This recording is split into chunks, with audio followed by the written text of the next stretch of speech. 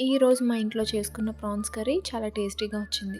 మీరు కూడా ఇలా ఒకసారి ట్రై చేసి చూడండి. మీకు కూడా తప్పకుండా నచ్చుతుంది. ఇప్పుడు ప్రాసెస్ స్టార్ట్ చేద్దాం. ముందుగా ప్యాన్‌లో 3 స్పూన్స్ ఆఫ్ ఆయిల్ వేసుకోవాలి.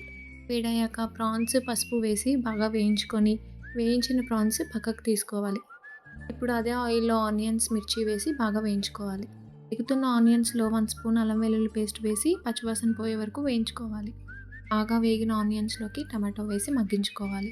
టమాటో కొంచెం మగ్గాక టేస్ట్‌కి సరిపడ్డ సాల్ట్, కొంచెం పసుపు వేసి బాగా కలుపుకొని వేయించుకోవాలి.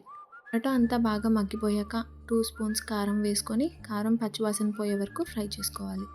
అంతా బాగా ఫ్రై అయ్యాక మనం ముందుగా ఫ్రై చేసుకున్న ప్రాన్స్ వేసి, అలాగే గ్రేవీకి సరిపడా వాటర్ వేసి కాసేపు ఉడికించుకోవాలి. ఇది బాగా దగ్గర పడ్డాక కొంచెం కొత్తిమీర, కరివేపాకు వేసి బాగా కలుపుకొని వేడివేడి అన్నంలో సర్వ్ చేసుకొని తింటే చాలా టేస్టీగా ఉంటుంది. ఈ రెసిపీ కనుక మీకు నచ్చితే లైక్ చేయండి, కామెంట్ చేయండి, షేర్ చేయండి.